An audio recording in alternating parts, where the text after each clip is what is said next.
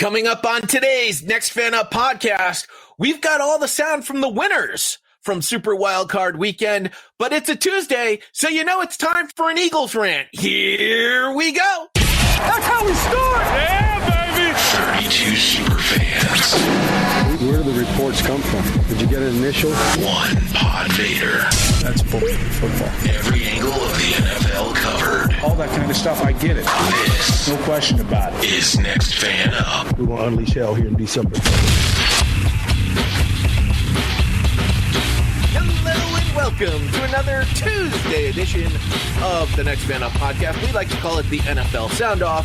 And Soundoff he did last week for a good 25 minutes. Hopefully it doesn't take that long this week, but it is Tuesday and there's Eagles news in the air. Hello, James. How are you today? Hey, Bud. Still recapping from all the crazy madness of WildCard Weekend. Yeah, this Eagles news. And I can't say that I won't be long-winded again. It's Eagles news. and it's kind of dominating the airwaves right now, despite the fact that, 6 other teams have head coaching vacancies? Well, I think there's a number of reasons why that is, and we'll get into all of that here as we hear from Jeffrey Lurie. We do have sound from all of the winning teams from Super WildCard Weekend, so we're going to talk a little bit about that. We're going to talk about the Nickelodeon broadcast a little bit because the sound we have is related to the Nickelodeon broadcast, oddly enough. And then we'll tell you all about what's coming up on Thursday, our Thursday show, which, of course, the first half is always dedicated to the playoffs. The second half will be dedicated to non-playoff news. And I suspect we're going to have a lot more non-playoff news to get to coming up this Thursday. We'll get into all that. But first, as we mentioned, there is Eagles news. If you haven't heard yet, Doug Peterson was relieved of his duties as the head coach of the Philadelphia Eagles. Jeffrey Lurie is the owner of the Philadelphia Eagles, and he explained himself. It's not based on does someone deserve to hold their job or deserve to get fired. That's a different bar. Very few people probably after success deserve to lose their job. This is much more about the evaluation of whether the Eagles moving forward, our best option is to have a new coach. And that's really, really what it's about. It's not about did Doug deserve to be let go? No, he did not deserve to be let go. That's not where I'm coming from, and that's not the bar in the evaluation process. It's an interesting quote, James. Yeah, so remember last week, I alluded to the idea that there's some rumblings in the organization that there's some discontent between Peterson and Roseman. And in this instance, Roseman won, which I find somewhat interesting that Roseman himself, who is responsible for the acquisition of talent for this Eagles franchise, wasn't also fired considering the last 2 drafts. And we've mentioned this before off air. The wide receiver we drafted in 2019, J.J. Arcega-Whiteside, was chosen 7 picks ahead of one DK Metcalf, which basically everybody missed out on because Metcalf was chosen towards the end of the second round. This year, we picked Jalen Reagor with our first-round pick. The very next pick goes to Minnesota, Justin Jefferson. Basically blew all rookie wide receivers away. One of my picks for Rookie of the Year offensively. And yet the Eagles receiving core is still barely average and somewhat competent, if they're all healthy. And that includes Jackson and Jeffrey, who can't stay healthy. And Roseman has this issue of staying loyal to players who serve no purpose as far as being on the roster any longer. Look, I can add Jason Peters to that as well. The media wants to make this about Wentz. No, Wentz, and I understand why they want to make it about Wentz. And to touch on Wentz as briefly as possible, when you play like garbage for 12 games of the season and you get benched, you deserve to get benched. Yes, there was a lot of things on the field and, coaching-wise that affected his play, but ultimately that fell on him. He makes the calls at the line of scrimmage. he's also the one who's standing in the pocket for like a day and a half, not throwing the football to receivers who are clearly open, because if you look at the last 4 games, Jalen Hurts is playing with the same banged up offensive line, the same below average receiving core, and yet he's throwing for 300 yards a game. He's not getting sacked as much as Wentz, and he's getting rid of the football. Not to mention, he has these things called legs, and he uses them, something that Carson Wentz still has. You know, despite tearing his ACL 3 years ago, he still has his legs, but he doesn't want to use them. It's like he doesn't want to escape the pocket until a defensive lineman is draped over his back like Superman's cape. And then it's like, I should probably run now. So, yeah, I'm not giving Carson Wentz a pass as far as the play this year. He is responsible for his ineptitude at quarterback, not to mention having only played 12 games, still led the league in interceptions with 15.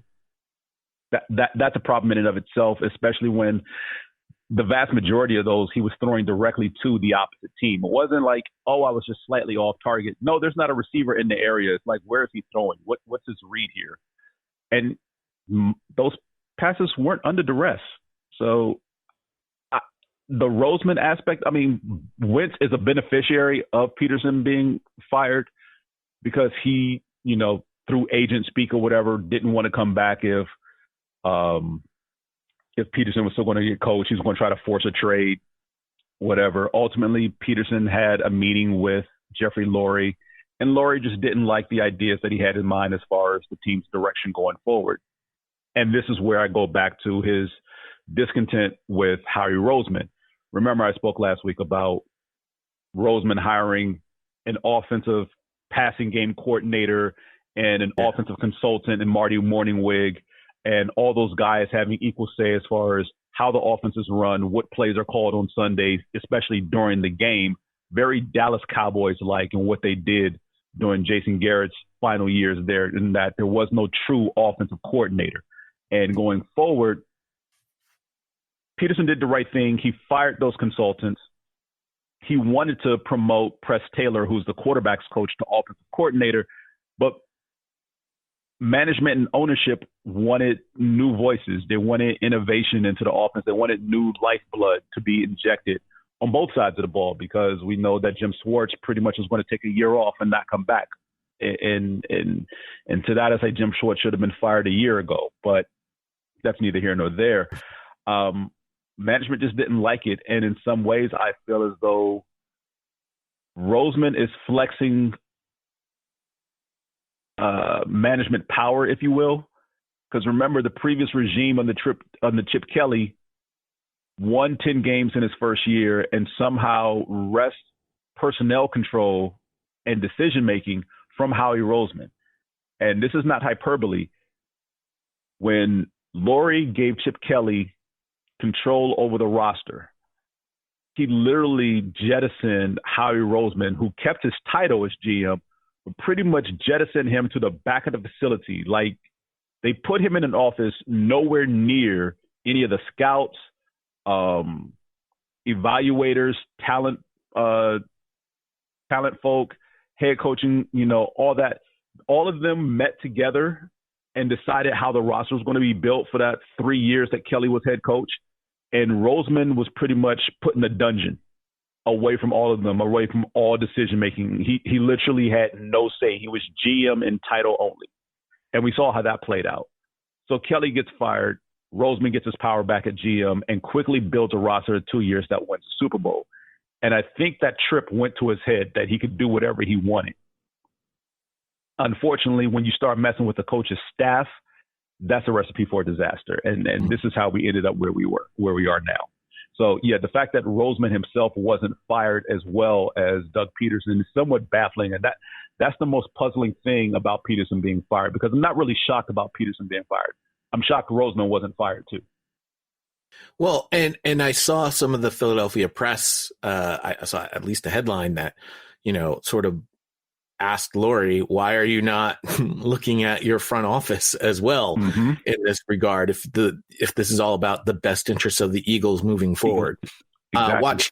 Watch Good Morning Football and heard Mike Robinson talk about some of the players that he's talked to in Philadelphia don't necessarily find Carson Wentz to be a very good leader in the locker room.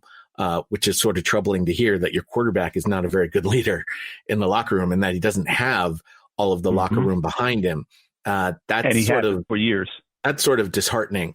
The other thing is, if this is a move to keep Wentz as your starting quarterback, well, you have a quarterback problem now because, as you mentioned, Jalen Hurts came in with the exact same problems that Carson Wentz had in regards to talent at wide receiver and the offensive line in front of them, and had a little, from a perception standpoint, better success with those same issues. So you have a quarterback problem. You no longer have a head coach.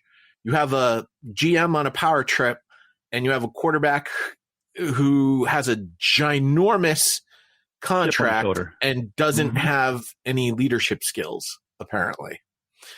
It doesn't look good for the Philadelphia Eagles. That is my outsider view looking in. That is me regurgitating things that I have seen that have been written and have been said in other media outlets. Here is me now adding more to some of the things that I've read and seen.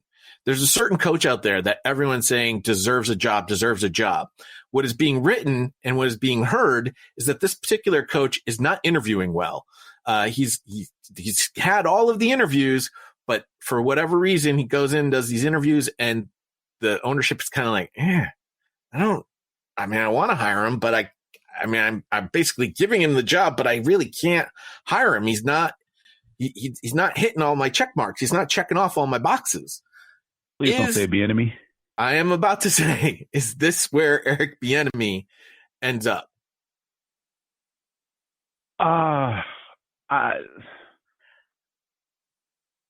think it's a landing spot for Bieniemy, but from what I've heard early on, as far as yesterday evening, when Eagles media outlets confirmed the firing, because this news broke around 12:30, 1 p.m. yesterday, and Eagles outlets didn't confirm it until almost 3 o'clock.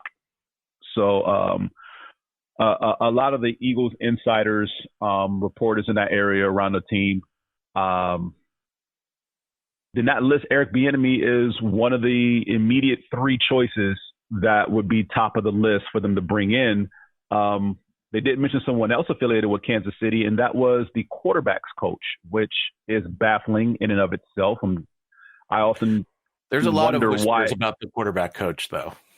Yeah, and this is one of the things that's always baffled me as far as coaching hires, is that when there's a vacancy and a quarterback with potential or high upside, that they look towards the team offensive staff, and instead of looking at the offensive coordinator, they look at the quarterback's coach. And I'm trying to figure out how you overlook the guy over the guy you're looking to hire. So to bypass Eric Bieniemy, who's KC's offensive coordinator, for KC's quarterback coach is somewhat troublesome to me, because he's only responsible for one position. Now you want him to run an entire team. That's a giant leap there. I believe in progression, and yes, sometimes, in those rare instances, it works out. I believe, what was it, McVay? Was it McVay or I can't remember if it's the Packers or Rams coach. One of them was a QB coach and went straight to head coach to where they are right now. They weren't an OC previously. They skipped offensive coordinator. No, I think McVay, Schottenheimer. You're talking about not Taylor. No, yeah. Well, Zach Taylor right now. Is the head coach in Cincinnati, and I believe I don't think he was ever given the official title of offensive coordinator in right. LA. He might have been just the quarterback's coach. Why is the name of the Packers head coach escaping me? LaFleur. There you go. Matt LaFleur. But he was an offensive coordinator in Tennessee. Okay. But yeah, it's one of those things that, like, I always question, like, how does a QB coach skip OC and go straight to head coach? And I'm not saying that success can't be had that way. It's just, I believe in stepping stones. How about run an entire offense first before you run an entire team? Because there's a lot of decision making that goes into that. And we've mentioned on this podcast before, there are a lot of guys that are great coaches, right? They're great coordinators, but when they get to the head coaching position, it's a completely different job altogether. And they failed there. And I would point to Romeo Crennel as one of those types of guys. Wade Phillips, another one of those types of guys. These were they are great defensive coordinators, but for whatever reason, they become the head coach and things don't work out the exact same way. Those are a couple of guys that I would point out to, and they were coordinators. And so I agree with you. I think you do have to have a little bit of that progression to get to that spot. There seems to be this push right now in the NFL to bring in some young blood, to bring in some innovative blood, whether that be from the college ranks, whether that be from a position coaching position instead of the coordinator position, which I think is good, but I don't think you should never do things for the sake of doing it. You should be doing it because you really believe that this person is best for the position that you have in place. So, yeah, and here's another name that was thrown out from the college ranks, and you know how I feel about college coaches after the Kelly experiment. Who was Jalen Hurts' coach at Oklahoma? Lincoln Riley, his name has also been dropped as well, and the only internal name that's been mentioned is Deuce Staley because the players respect and gravitate towards him.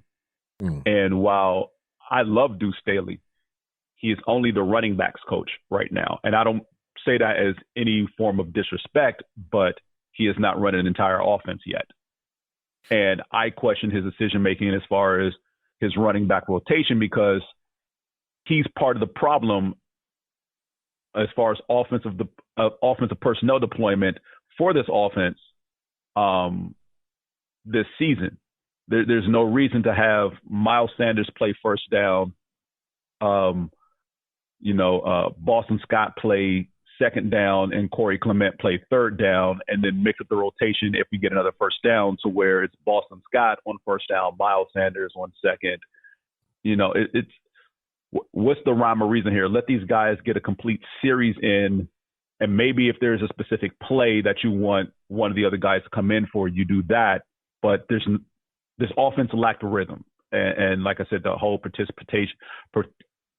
participation award thing as far as every running back and every receiver has to get on the field during whatever drive that is going on is ridiculous. It doesn't need to be that much shuffling of personnel on every single play. So Deuce is part of that problem as well. And while he's stayed basically through the last three head coaches because he was running back coach under Andy Reid, running back coach under Chip Kelly, and running back coach under Doug Peterson, he's probably the only person who may retain his job.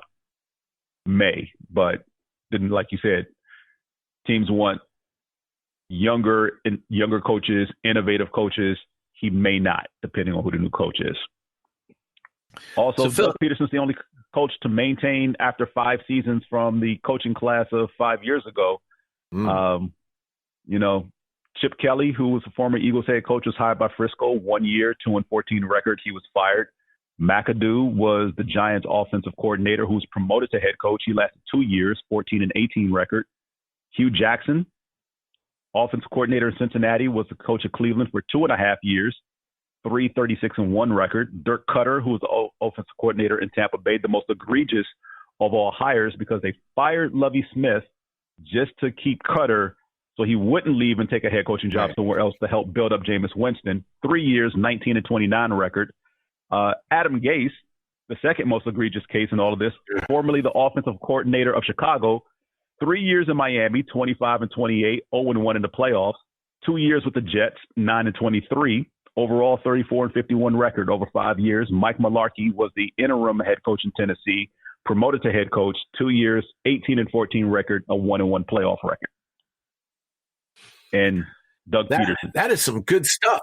That is some great stuff, James. That is awesome. So, I mean, it goes to show. And look, all of these coaches, I think with the exception of Mike Mularkey, were offensive minds.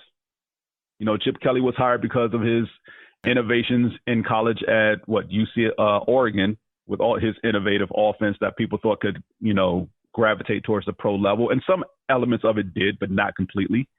But yeah, all of these coaches offensive geniuses, if you will, and all of them now are looking for new jobs. Yep. Interesting. Now, Cutter may be an OC somewhere else, but so Philadelphia now enters the fray of looking for a new head coach.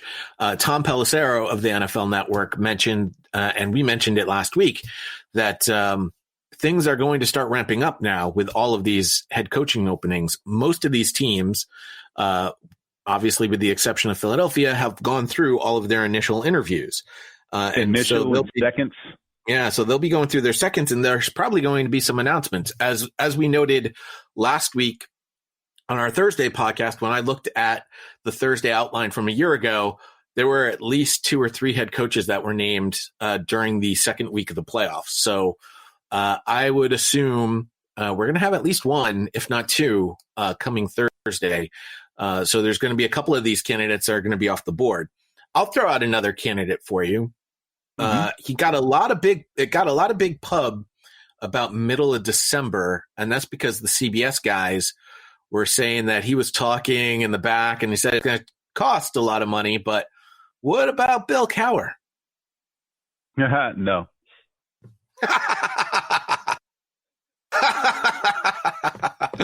That was a nice answer. That was a good answer. Anyway. So we'll be talking about this on Thursday again, I'm sure. And like I said, there's going to be some people that are going to get taken off the board there. For Jets fans, and this just broke on NFL Network as I'm watching while we're recording, they're bringing in Robert Saleh for a second interview. And because Joe Douglas is the general manager, has ties to Doug Peterson. Yeah. He was there in the front office when the Eagles won the Super Bowl, and they have a great respect for each other. Peterson's first interview may be with the Jets, depending on how things go with Saleh today. I think that would make sense. If I'm Robert Saleh, don't take the Jets job, dude. Do not. If that's your only shot, I mean, you want to do what's right for your family, then maybe. But I would still say stay with San Francisco, man. There's always next year. Like, dude, don't take the Jets job. If it's the Jets job or you stay in San Francisco, I'd stay in San Francisco. Don't leave for the Jets, man. Just don't, because it ain't going to work out. It's not going to work out whatsoever, and you don't want that stink on you. It takes a while to get the stink off, right? Look at Raheem Morris. Raheem Morris had a try, and it took till this interim job for him to even get a sniff at another opportunity. Like if you know, and speaking of which, Dan Quinn was hired as the defense coordinator in Dallas. Yes. But if Raheem Morris didn't take over as the interim coach in Atlanta, would we even be talking about Raheem Morris as a potential head coaching candidate? Probably not. Probably not, no. So I think there's a lot to be said about getting that second opportunity. So Robert Saleh, I know you're probably itching for your opportunity. It will come, but don't take the opportunity just to take the opportunity. And I'm not saying that no one should take the Jets job. I think it's going to take a certain type of person, and that's where I think a retread coach makes the most sense to me. To me, a Bill Cowher, a Doug Peterson actually makes the most sense to go to the New York Jets. And quite honestly, I don't really want to see Doug Peterson as the head coach of the Jets. I think he can actually make the Jets a better team, which I don't need to see right now. I need to see one team below my team still doing worse. We have Patriots today later on this week. Sure. All right, let's move on to the playoffs, shall we? Oh, man. And awesome games. They were some fun games. I mean, some games were boring, but, you know, for the most part, especially the Saturday games, there was a moment where one team would get up and then the second team would come back and make it look close or overtake the first team. And then it came down to the fourth quarter in all of those games, which I think was quite exciting to watch. I will say this, you know, the 2 seeds are the only 2 teams this weekend who did their job. They won at home, referring to Buffalo and New Orleans. If this is a normal wild card weekend, all 4 road teams won. That's think about that. When was point too. Think about the previous alignment where we've had these 8 divisions. When have we ever had all 4 road teams win? Yeah, it's been a while. It's definitely been a while. But this has been the year. Remember, home teams had a losing record at the end of the year this season. I would say that in 2 facilities, crowd noise would have definitely helped.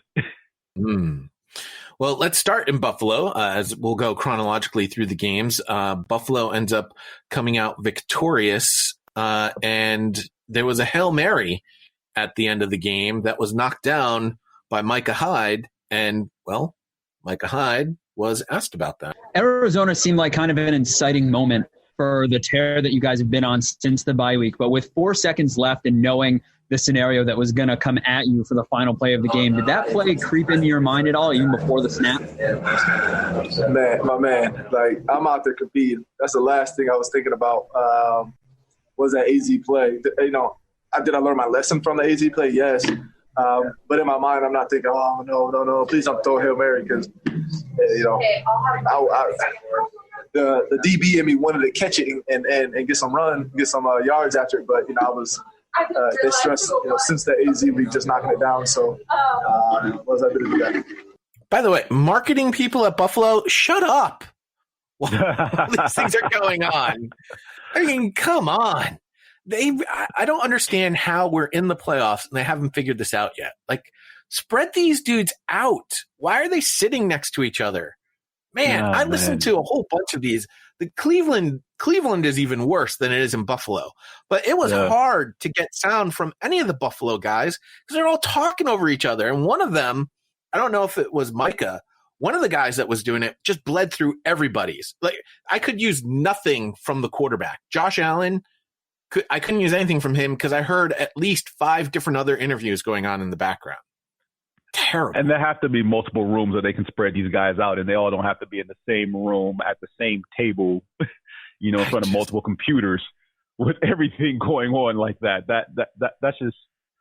And that's the thing. The Buffalo guys are wearing headphones that are over the ears. So of course, the guy that is in the conference doesn't hear everybody else talking because he's probably got it's probably those Bose noise canceling, right? But so they're talking, however they're talking, and like my kids will tell me. I mean, everybody's door is closed, but I've been told when you do the podcast, Dad, you're really loud. Well, yeah, because I'm performing. So, but the second thing is I got headphones on, so I don't hear exactly how loud I'm projecting my voice. Anyway, absolutely. You know, to his answer and that sound we just played, no. I mean, he's not thinking about the AZ play. Look, that's the last time they lost a game. They could have easily had 8-9 wins in a row to close out the season. It's something that needs to stop being brought up for, you know, considering it happened in early November. Like, let it go. It happened. They moved on. They haven't lost a game since. Buffalo's overall, they're playing well. Can we nitpick in some areas in various games where, like, this could have cost them or that could have cost them? Yes. I can do the same thing Saturday. Josh Allen made a very bonehead play as far as, you know, trying to get away from a sack and end up fumbling the ball that the Colts could have easily recovered. Big props to his tackle for jumping on that immediately. But, you know, they played a complete game. If anything, I was surprised that Jacoby Brissett wasn't brought in to throw that Hail Mary because, as I noted on Thursday's show, Phillip Rivers and his arm and his throwing motion looks ancient in that he takes forever. He's only 5 yards No, short. He did not. He's only 5 yards short. He got it to the 5-yard line. That's not the end zone. If anybody had caught that ball, they still would have been short of the end zone. Brissett could have got the ball to the end zone. And that's normally what they brought Brissett in for quarterback sneaks, anytime they were going to run read option on 4th and 1, and to throw those Hail Marys at the end of the half or the end of the game. Normally, I would agree with you. So normally I would agree with you, but I do think that was probably Phillip Rivers' last play of his career. And so with that, but what I'm saying is knowing that, right? So you're Frank Reich, who, by the way, a former quarterback himself, knowing that this is probably the end for Phillip Rivers, are you really going to pull him on the very last play of the game to let the backup quarterback take that throw? Or do you want the quarterback to go out and give it his all in his very last play? If it's successful, you're going to overtime. If it's not, actually, no, if it's successful, you're winning, right? Yeah, you're winning. Yeah, you're winning. Mm-hmm. If you're successful, you're winning. And if it's not, then your quarterback, gave it his all at the very end and now gets to walk off under his own terms instead of you got benched because your arm is dog. A noodle? His arm is a noodle. Let's call it what it is. His arm is a limp noodle. I mean, yes, I would have benched him. I mean, wow. You've been doing it all year. Why change now? That's one of the things we always say with these teams going into the playoffs is heartless. That you dance with the girl you brought. You don't get to the dance and decide I want to try something new. Right. You dance with the girl that you brought. The girl you brought was Phil Rivers. Right. So you got to let the girl finish the dance. Except on Hail Mary. Phillip Rivers has not thrown a single Hail Mary this year, and Frank knows why he hasn't used Phillip to throw a Hail Mary all year. He can't throw the ball that far. So he just can't. So heartless. You fire your head coaches. Yes, I am. I am very heartless, but I'm also very real. You fire your head coaches. You don't let the quarterbacks walk out in the sunset on their own accord. No. Darn. I mean, look. We all know my reality and staunch take on Phillip Rivers. The hype and the love he gets or whatever, that's good for Chargers fans. But these last 3 years, no, he's played like a guy who's past his prime. I'm sorry, he can't throw the deep ball anymore. His accuracy is falling off in situations, and in big situations, in close games, he screws it up by throwing interceptions or errant throws to his targets, who oftentimes are wide open. I mean, look at the core he had in with the Chargers, all those big 6'2", 6'3", 6'4" wide receivers. And at the end of the game, you're throwing picks to guys who are not covered. You're throwing your errant passes over the heads of guys, like I said, who are 6'2" and up. Listen, I don't know how you throw the ball over a guy who's 6'2" or taller. We can nitpick Phil Rivers' play here at the end of his career. At the end of the day, he still got the Colts to the playoffs. I mean, no, their defense got them to the playoffs. He helped. Right. Well, that's a key. Let's move to another quarterback who's been much maligned as of late. Jared Goff, who had to gut out his thumb surgery. I believe there was one person. No. You said he started. You said he started. Said Jared Goff can play with that thumb. I don't know why we're all thinking Jared Goff can't play. No, he was shouted down. Shouted down, I say. And he played horribly. He did not play very well. But that, of course, definitely has a lot to do with the fact that his thumb is probably not physically ready to rip a football. But Jared Goff was asked about the win that the Rams had, and this was his response. Jared, congratulations. You guys defeated one of the best playoff teams. How much confidence do you have going into the next game?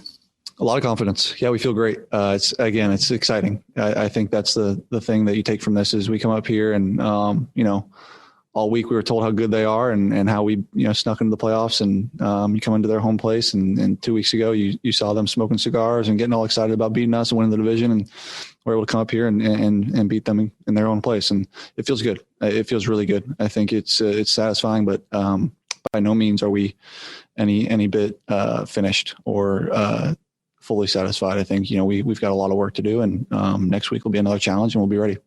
So I hear from former players all the time, bulletin board material doesn't matter. That is BS. He brought up the fact that they were smoking cigars on the victory that the Seahawks had against them earlier in the season.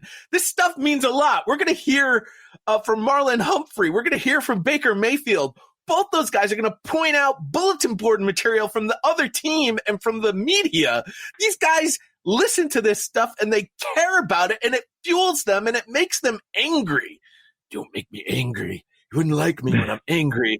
I mean, that's what happened here. And the Rams are going to hear it again this week because you got a quarterback who's got a thumb issue that's, again, probably not ready to play even this week. You've got your all-star, all-pro defensive lineman dealing with some sort of broken rib or torn rib cartilage or something that's super painful that kept him out of most of the second half of that game. And didn't Cam Akers get hurt at the end of the game too after he went off with his best performance of his young career, his first rookie campaign? No, I think Cam Akers is probably the only star of the game who escaped unscathed. Now, I think he got hurt at the end of the game. I think he had some sort of leg injury at the very end of the game. I'm not 100% certain. Obviously, we'll go over the injury reports coming up on Thursday. Yeah. But the Rams are beat up. The Rams, out of all the teams that are remaining, definitely beat up. The Rams got beat up, and so they're going to hear it again this week as they go into their playoff game. That the other team's coming in fresh. You're all banged up. We're not going to give you much of a chance, and they're going to take it, and it's going to fuel them. But in this instance, they have two quarterbacks who are banged up because, again, like we just said, Jared Goff did not play a solid game by any stretch of the imagination. He was horrible. I think he only completed, 9 passes in the entire game. He was like 9 of 17 or something like that while you're looking that up. So he didn't complete many passes, one. The handful of passes he did complete were pretty much things that a first-year quarterback in high school could complete because the way the offense is schemed, these guys were wide open. I mean, the touchdown pass to Robert Woods didn't have a defender within 7 yards, let alone 10. He Goff was 9 of 19. 9 of 19. There you go. So, I mean, like I said, the touchdown to Robert Woods, wide open. I mean, and he walked in from 5 yards out when he caught that pass, not a single defender near him. I give it up to Sean McVay for scheming the way this offense runs. They pretty much leaned on the running game, and the scheme coming in was to use Warford and RPO and let Warford use his legs to keep the Seahawks defense balanced. That failed after Warford's second run of the game because he caught a shoulder to the head that compressed his spine.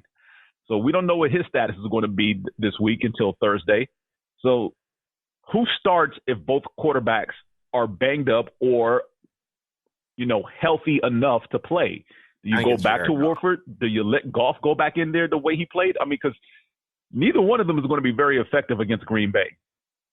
I'm going to say you're going to see Jared Goff as your starter, but if he struggles, Wolford's coming in. And they might even do the dual quarterback thing. I think they might see Goff out there for a little bit, and then Wolford will come in for a little bit. I really do think that's what you're seeing. Yeah, we'll have more on that third-string emergency guy on Thursday. Yeah, I don't think the third-string emergency guy is going to help them win a game. But stranger things have happened. Hey, Wolford wasn't supposed to help them either, but also true. All right. I just want to give it up here to Bruce Arians, the head coach of the Tampa Bay Buccaneers, because we can say what we want about Bruce Arians, but he will always tell it to you straight and narrow. Bruce, for your defense, this was another one of those games where things were tight at the end, but they made the stop. You get that last drive, Levante gets the sack. What does it mean to see Levante get a sack to kind of close out the last defensive stop in his first playoff game?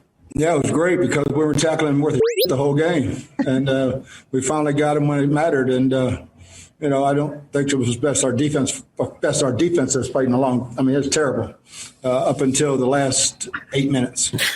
It was terrible. I mean, he almost went into the Charles Barkley impression. It was terrible, just terrible.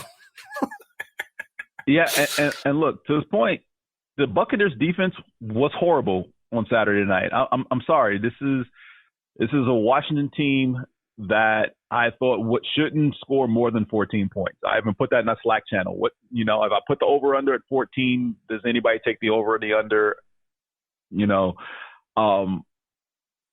Taylor Heineke is your starter, he's announced an hour before the game starts.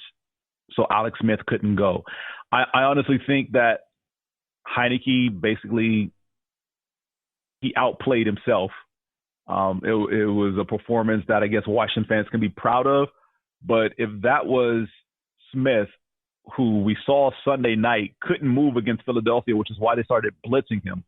Those same blitzes that Tampa Bay tried to run against Heineke that didn't work would have decimated Smith. Yeah. Taylor Heineke, he definitely outplayed himself. This was a guy who was on the Patriots practice squad not too long ago. And God, if he was only still on the Patriots practice squad, might have had a better record at the end of the year. But he's in a bit of trouble with Washington fans right now anyway because of last week and his political views. But he's going to be in trouble with a lot of people, I suppose. Taylor Heineke may have in fact played himself into a job somewhere. Might be one of those guys that pushes an established aging vet or a guy that works as a bridge quarterback for the first round draft choice. Either way, Taylor Heineke played himself into a job. So good for him. Meanwhile, Tampa Bay moves on to the next round, as we suspected, but they certainly struggled. And many people said they probably would, that the Washington defense is certainly a bad matchup for Tampa Bay. And I think that showed. It did, but they adjusted very quickly because we always talk about Washington's front four, and justly so. We've been doing it all season. And Bruce Arians, like you said, is true to himself to a fault in that the whole no risk it, no biscuit concept of his offense, it's intermediate to deep passes on a regular basis. There's very, very few short dink and dunk options in his passing offense. And everyone pretty much foresaw that was the way he was going to have to run his offense to keep, that front four off of Tom Brady. And yet he came in and didn't do any of that. He left Gronk in to block on either side to help out his tackles. And he sent everybody else like 7+ yards downfield. And he went intermediate and deep all game. There was not a other than, some dump offs to the running back or screenplays, there was nothing within 5 yards. Every pass was at least 7 yards downfield. So the idea that he was going to shorten. Yeah, everyone that caught a pass averaged 15 yards or higher, except for Leonard Fournette, who averaged 9.8 yards per catch. So there you go. He was going to do what he was going to do. And, if he doesn't keep Gronk in, then, Brady's probably dead by halftime. And Gronk only had one target. So Gronk was used as a blocker in this one. Yeah. I have a feeling you'll see more of Gronk in the next one. Probably not, because we'll get more into the injuries of the offensive line on Thursday. But towards the end of the game, those tackles for Washington started getting to Brady. So, again, push up the middle. And they're playing the Saints again for the third time. Before we get to the Sunday matchups, just want to remind you all that you can go to the thrivefantasy.com or use the Thrive Fantasy app. If you use our promo code NextFanUp, we're going to give you a bonus up to $50 on your first deposit. Your first deposit has to be at least $20, up to $50. We're going to double your deposit. So use our promo code NextFanUp if you use the Thrive Fantasy app or go to thrivefantasy.com. It's a great way to keep playing. All your season-long fantasy games are done. So you're either playing DFS or you can try out Thrive Fantasy, which is giving you a bunch of prop ideas. And the more points you score, the more chances you have to win. And we talk about all of these things. James just mentioned over-unders. That's exactly what the Thrive Fantasy app is all about. So go try it out, put in your deposit, and I'll be responsible for 50% of your winnings. And I'm not even asking you to give me 50% of your winnings. I am simply giving you more chances to win. That's how magnanimous I am, James. I'm just giving people money. Okay, who are you? What have you done with the real PodVader? I was going to say, it'd be nice if somebody gave me some money. That would be really nice. ThriveFantasy.com. Use the promo code NextFanUp. All right, Sunday games. And this one, I'm so happy that we have a new rivalry in the NFL that we can watch because these two teams now legitimately hate each other. Oh, it is ugly. The Baltimore Ravens, the Tennessee Titans. Here is Marlon Humphrey at the beginning of his. By the way, Marlon Humphrey walked in wearing cowboy hat, shades, a cowboy hat, a plaid button-down shirt. It was an interesting outfit. Definitely an interesting look. Whoa! I can do this off, huh? Welcome back, everyone. Appreciate you joining us. We have Marlon Humphrey available for you all. We'll get it started here with Kevin Richardson. Hey, Marlon. Congratulations on the win. Quick question on the Marcus Peters interception. You guys went out and celebrated on the logo there. Was that something that you think you guys had orchestrated that, or just something that was a spirit of the moment? We were on the I guess, okay, we were on the logo, okay. We like celebrate, you know what I mean? It was a good celebration, I think. We usually, whoever makes the play, you run to that person, and that person just so happened to end up being on the logo, and it was a celebration. And it was a game winner by Marcus. Marcus wanted me to speak on his behalf today. And basically what he wanted to tell me was a song lyric, but I don't really know the song lyric. But my summarization of what Marcus wanted to tell you guys was, go Ravens. So that's Marcus speaking on my behalf. Yeah, okay, yeah, there we go. Okay. Besides the silliness at the end, I would almost believe Marlon. As a matter of fact, when I first heard this, I was like, okay, sure. They just accidentally ended up on the Titans logo. Except no, they didn't. That was the exact same story out of every single Baltimore Raven that celebrated on the logo. It was we're on the logo? Oh, we just all swarmed the guy we all just all swarmed Marcus and we were all celebrating. Just happened to be on the logo. Mm-hmm. Yeah, that was done on purpose. And then they all left without shaking anybody's hand.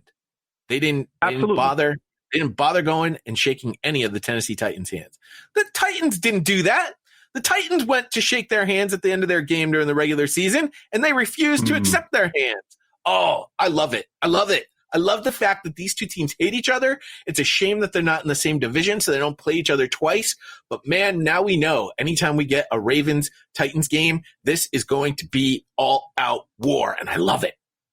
Man, look, there are few things to love about football, but one of the best things is good old-fashioned hate. When two teams truly despise each other. And look, this is actually a rivalry between these two franchises that is rekindled. Remember, over a decade ago, there was some hatred there because you had Ray Lewis, Defensive Player of the Year, Eddie George, Offensive Player of the Year, always going head up. And those Eddie George offenses with Steve McNair and Dyson and all those guys, at some points would give the Ravens fits. At other times, it was one of those things where, like, Ray Lewis relished the challenge. Like, all right, we're going against Eddie George. Eddie George gets nothing today. He wanted – wherever Eddie George ran, Ray Lewis wanted to be there at the line of scrimmage to meet Eddie George and make sure he didn't get anything.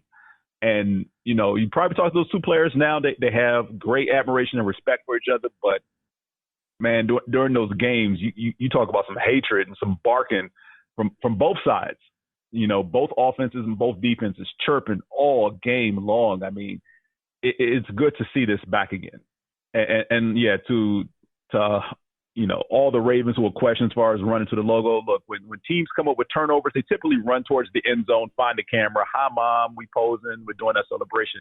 The logo, come on now. We know that was done on purpose. And we know the history behind it from the regular season game when the Titans came into Baltimore and, pregame danced on their logo. So, yeah, and despite the way the game ended with Henry getting the overtime touchdown, you knew Baltimore was going to do something to that Tennessee logo.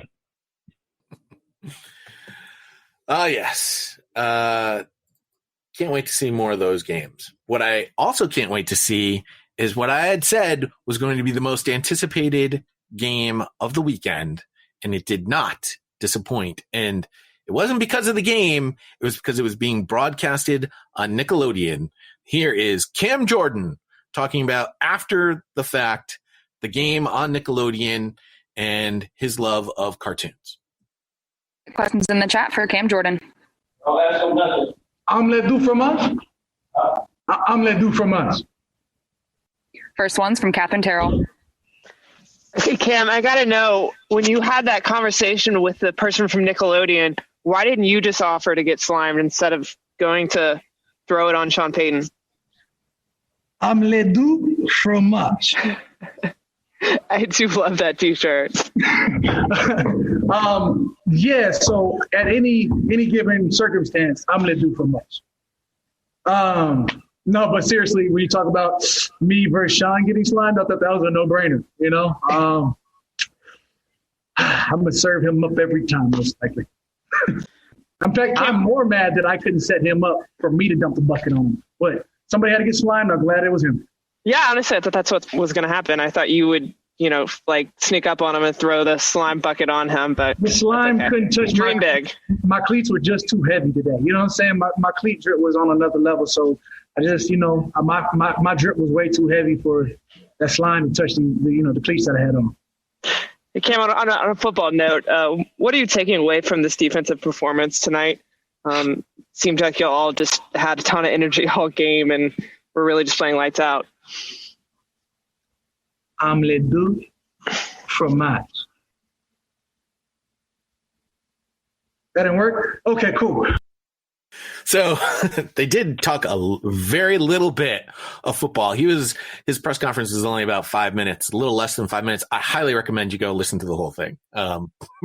He drops omelette du fromage at least 100 times in the press conference. He's a big Dexter's Laboratory fan, clearly. Right. But Dexter's Laboratory is Cartoon Network. It's not Nickelodeon. Not Nickelodeon, no. He also, during that interview with the Nickelodeon kid in the post game, dropped a Kick Bukowski reference as well, which was Disney. Yes. It's Disney Channel. It's not Nickelodeon. Yeah. But anyway, hey, I just love the fact that he's totally into the cartoons. I haven't watched cartoons in quite some time. I'm trying to get back into the Animaniacs are back on Hulu Plus. I'm trying to get into it, but I've only watched like one episode, and I was like, this is not the Animaniacs that I know and love.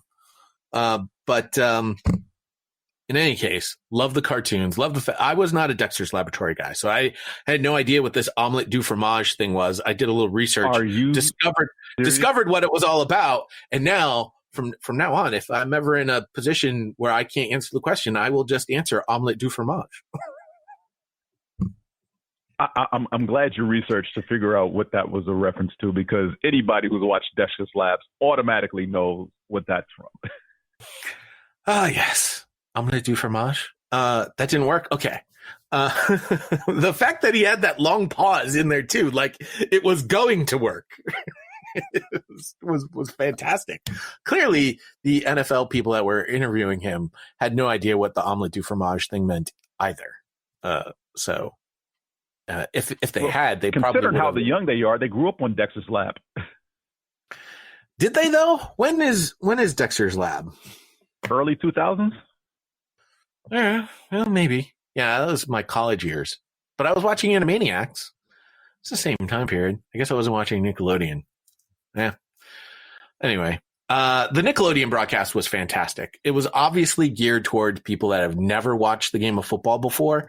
Obviously had a very strong kid slant to the whole thing, but Nate Burleson was fantastic. I loved the analogies that he was making. Mitch Trubisky was benched. Now, when you're benched, that's kind of like when you're grounded by your mom and you got to do a few extra things around the house to like get ungrounded. And that's sort of what Mitch Trubisky did. Brilliant, just brilliant. And he was on point with all of that. The Nickelodeon kid star that was in the booth with him, she didn't add anything. We kind of knew that was going to be the case, but that was a little disappointing. But loved Gabrielle Neville Green. Loved SpongeBob in the goalpost during kicks. And honestly, I think there's some of these things like that particular that you can take and you can put into the regular broadcast. I'm not saying put SpongeBob in the goalpost every time there's a kick, but when there is a kicking opportunity, how about you sell an advertisement to DraftKings or FanDuel, and you have the fantasy stats for that particular drive in between the goalposts, right?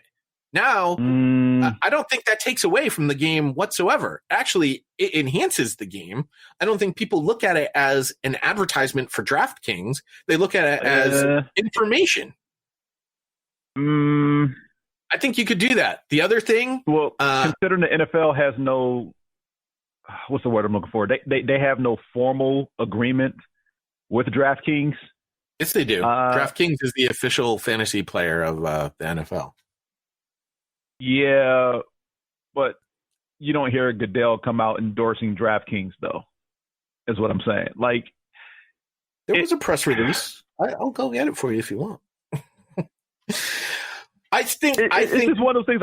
I don't think they want it too much to be a part of what they do. Well, listen, whether it's DraftKings, whether it's something else, I know that when they lift the nets, there's an Allstate logo in the net. I think you can do a lot more, is what I'm saying, from an advertising perspective, and from a league that is looking for ways to make more money, to get more money from advertisers, to eliminate some of the ads that we see on television, right? To eliminate the ad breaks, put an ad where you don't normally get an ad. And that's a spot that you could do one that doesn't affect the way that we watch the game. That's what I'm sort of saying there. The other thing is, again, these games are on these networks, and the networks use these opportunities to promote the shows that they also have on the network. Well, Young Sheldon is now on Nick at Night, and they had the actor from Young Sheldon pop up and sort of explain what a false start was and related it to content that's on the Young Sheldon show.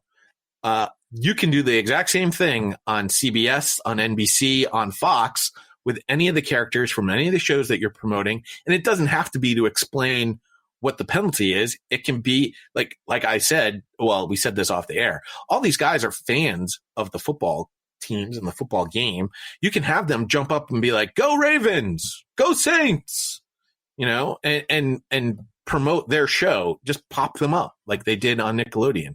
I think that would work. Slime cannons when you score a touchdown, yeah, that's probably not going to work. But I love, and I mean, NBC has even gone. I mean, when they got to the red zone, they put all sorts of awesome looking effects from the 20 to the goal line, and they've sort of started doing this on NBC. The area from the line of scrimmage to the first down marker is darker green than the rest of the field. So they've already started doing a little bit of that on the broadcast side. I'm saying they have the opportunity now to take it to the next level. They can add some of these effects to the game. And I don't think it takes away from the game. I think it makes it more enjoyable. And I certainly think it appeals to not just the younger audience, but to all audiences. Yeah. I can see a case made for that, but you also have to understand, like, these are the playoffs, so there's more attention on each of these games because they're the only game on at the time. There's also more cameras at these games as opposed to the regular season contest. So you can do more of these things than the singular focus when these games are on, like I said, is this particular game. So it allows more opportunity. You talk about the 8 to 10 games you normally have at 1:00 on Sunday. You're not doing that. Well, and to this point, earlier this year, there was an Amazon Prime game. And when we were watching on Amazon Prime, they promoted that you could watch it with the two announcers that were brought in from CBS, James Lofton, and I forget who the play-by-play guy was. Or you could watch the Hannah Storm, Andrea Kramer. Thank you. You could watch their version of the broadcast, or you could watch the Scout's Eye View, which was Bucky Brooks and Daniel Jeremiah. Just sort of, they weren't doing play-by-play of the game. They were more just talking about the game, just sort of like as if you're watching it, and then they're giving like their scout's view of it, sort of like, hey, this guy did this, and he's from the school, and remember when he did this, and they weren't really talking about the actual play that was happening. They were more talking about the players involved and and things like that. So it was, I think, a lot more of the giving an alternate version of the broadcast, the regular broadcast, I think is brilliant. Yeah. I think some of these things that are being done on some of these alternate broadcasts can actually be incorporated into the broadcast proper. Yeah, absolutely. And, for what they did with Nickelodeon as far as giving a different look at a game to try to get more younger viewers involved as far as watching football, I definitely appreciate both the attempt and the execution of that. Look, despite what we may think, it may have resonated with kids. And from what I understand, parents with kids loved it, by and large overall. Not much negativity going on out there as far as, from the broadcast or the graphics on the field or whatever. It was an education of the game while watching the game as well without, trying to make you feel stupid, if you will. But for those of us who've pretty much been watching football our entire lives, kind of not going to really appeal to us too much. The same thing with Amazon and how they offer the alternate broadcast sound. So even on the regular Thursday night games, if you don't want to hear Troy and Buck, you get Storm and Kramer. You can switch that audio if you're watching through Amazon Prime. So more avenues to allow different aspects of the game.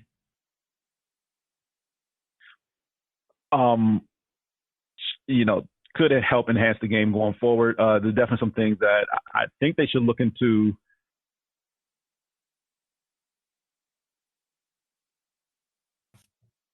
So just my 2 cents. I would like to see it more during the regular season, but probably doing like more primetime games. Yeah, I mean, I hear you for sure. It's obviously going to be more expensive to do an alternate broadcast for every NFL game every week. They're probably not going to be able to do that. And there were definitely problems with the Nickelodeon. It wasn't 100% perfect. For instance, the line of scrimmage and the first down marker moved oftentimes when the camera moved, which I thought it's like, whoa, where are those graphics going? And the star that they picked, the female broadcaster, didn't add anything at all to the broadcast, which was a shame. Because I do think that there's probably some of those child stars on Nickelodeon that actually are into football and would have added quite a bit to the broadcast. But yeah, they are probably all the male actors. And so to get a female voice in there was important for them. Yeah, and like you said, it's one of those things where this is unfortunately that dichotomy of our society. We raise young boys on football, so they tend to get into it earlier than young girls do. All right, last piece of sound. Man, this is the Tuesday show is becoming a heavy show to carry here. We finish off with the Cleveland Browns, and Baker Mayfield said Browns will be Browns wasn't everything, but yeah, it was something. Baker, you guys just seem to know throughout the week. I mean, you guys were confident throughout the week, talking about we're going to take it to them and all that kind of stuff. Can you and before the game you posted Browns is the Browns. Can you just talk about what impact did that have on you guys, that Juju kind of disrespected you guys and said you were the same old Browns? I mean, it wasn't about that specifically. Yeah, it's the same quote, but we believe in the people in this room no matter what's going on. As soon as the COVID news came out that we were missing some key guys, obviously starting with our head coach, we knew that everybody was counting us out, and we knew what mentality we were going to have. And it's just to cut it loose and go out there and give it everything we had. But there was no added pressure. There was no extra anything. It was just for us to go out and do our job because no one believed in us besides us. And that's 100% factual. I mean, there was no way, based on the COVID news, that anyone was going to take the Browns over. Not outside of Browns fans. The Steelers. It was very few people. Kyle Brandt on Good Morning Football actually had the take that he thought the COVID stuff would actually bring something positive for the Cleveland Browns. It was just surprising. The way that game played out was just exactly a surprise from start to finish. But not just the game itself, the first quarter. If you had told me the Browns were going to win the game by that score, I would have paused for a minute and said, okay, no argument. But if you had told me the first quarter is going to play out the way it did, with the first snap of the game being recovered for a touchdown by Cleveland, I would have laughed in your face. Yeah. I mean, four interceptions. I mean, 28 points in the first quarter. They didn't score 28 points the entire rest of the game. Never mind the first quarter. And Pittsburgh was roaring back. I mean, really, it was the Pittsburgh giving Cleveland that pass in the first quarter that was the difference in the game. And you can't say, well, if the first quarter didn't happen, you can't do that. You absolutely can't. Pittsburgh has to be held accountable. But when you look at the game a little bit more closely and you do take out that first quarter, Pittsburgh outplayed Cleveland in every single way, shape, and form. It was just Pittsburgh killed themselves in the first quarter. Oh, yeah. Yeah, definitely. And that's the game of football. It is. Sometimes games happen this way. Look, Peyton Manning's first Super Bowl with the Broncos, same thing happens. Safety on the first snap of the game. So sometimes the most absurd, outlandish things happen to the most accomplished of players and teams in this league. And look, Pittsburgh is one of the, gold standard historic franchises in the NFL with 6 trophies, multiple playoff appearances, dominating whatever division they're in, whether it's the AFC North or old AFC Central. They're just one of those storied franchises of the league. And every now and then, stuff like this happens. But no, to say that they're all pro center and they're,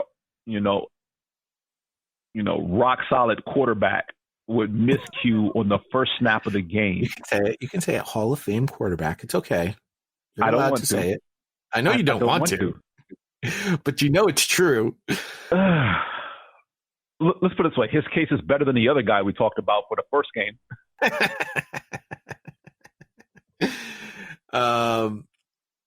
Yeah. That game didn't play in any shape. There's no way even Cleveland knew that game was going to play out the way that it played out. And if they say that they knew that that's exactly the way it was going to happen, then they're lying. It's good to have belief in yourself. It's good to take what the media says about you and use it to fuel your game. Apparently, during the course of the press conference, Baker turned his hat backwards, actually made a point to say, I'm turning my hat backwards, and then turned it back forwards. That's apparently in reference to something that Colin Cowherd has been saying about him. I honestly, I don't know, and I don't care. But, the fact that it's on Baker's mind is interesting. It probably shouldn't be on his mind as much as it is. That's probably even another way to put it. Mm-hmm. But, hey, congratulations, Cleveland. You get Kansas City, and guess what's going to be said all week long? You got no chance. You have no chance. I don't think there's anybody on the face of the planet that's going to pick the Browns over Kansas City in Kansas City. Not outside of Cleveland fans. And look, even the way the game played out, ultimately, Cleveland fans had to be nervous in the second half because, like you said, Pittsburgh did storm back into this game to at least make it somewhat competitive. They got within 12 points at best before the final touchdown pretty much, killed all hopes. But as a Browns fan, I'm watching this game, and as Pittsburgh is climbing back into it, I'm like, as a Browns fan, you can't be sitting easy right and like almost any other team with that 28-point first quarter would be like, yep, we got this game won. No way we blow this. We just do what we do and coast through. We get a touchdown here, touchdown there. As long as we keep scoring points, we're fine. Even if they do score, another 3-4 touchdowns, whatever, they're not going to make this competitive. We still win this by 20 points. But as a Browns fan, you had to be nervous during that game thinking, here we go again. Because the last time these two teams played in the playoffs, the Browns had, a 24-7 lead in the middle of a third quarter, ended up losing 36-33 in overtime. So the realm of possibilities of it playing out like this, astronomically low. It happened. But as I said all season, every time the Browns win a game like this, they start believing their own hype, and then there's a letdown against a team they had no business losing to, whether it's the Jets during the regular season or, however it's going to play out this coming weekend against the Kansas City Chiefs. They shouldn't be too high on beating Pittsburgh. Congratulations, you beat them. But you need to focus on the task at hand. You got the defending Super Bowl champs, and if you take them lightly because you beat Pittsburgh, you will find out why they're defending Super Bowl champs. Yeah. So coming up on Thursday, we'll bring you the Thursday previews once again. The first half of the show will be all about the playoff games. The second half of the show will be all about the non-playoff teams and any of the news that lies in there. As we mentioned at the beginning of the show, the Philadelphia Eagles are going to be on the search for a new head coach. The Dallas Cowboys have hired a new defensive coordinator. We'll talk about that more on Thursday, and I'm sure there'll be some other hirings that we will have an opinion about on Thursday. And by the way, when I say the Thursday podcast, I don't mean to mislead you and think, oh, you wake up first thing Thursday morning and there's our lovely podcast. That has happened because we had to record on Wednesdays, but no, it's the late Thursday afternoon podcast, to be more specific. But every Thursday from here until the Super Bowl, you're going to get that. And James and I will be back on Tuesdays to bring you the NFL Soundoff based on the weekend's performances of the playoffs. I did hope hopefully to get no more Eagles news. And hopefully no more Eagles news. I was hoping to get some losing sound in there, but I mean, listen, it was hard enough just to get the winning sound in there. So, I mean, I'm doing my best. If you hear anything out there that you would love us to react to, or you think would be something everyone would enjoy hearing, send us a tip. nextfanup@gmail.com. You can tweet us at NFU Podcast, Facebook.com/NFU Podcast. I'd love to incorporate more sound, but I'm one person, so I can only hear so much. I only have so much time in a day to get everything I need to get accomplished done and still not get yelled at by my wife, which I did yesterday. So, listen. Oh, you might want to get working on that time machine. Nextfanup@gmail.com. We'd love to hear from you. We'd love to hear more sound. We'll be back again on Thursday with the preview for the divisional round of the playoffs. Here's Kofi Annan. There you have it. Dear friends and colleagues, saying goodbye is never easy. I believe we can all feel proud of what we have done together. And through it all, you have maintained your professionalism and commitment and remained true to the spirit of the Charter. That principle. We go out, we hit people in the mouth.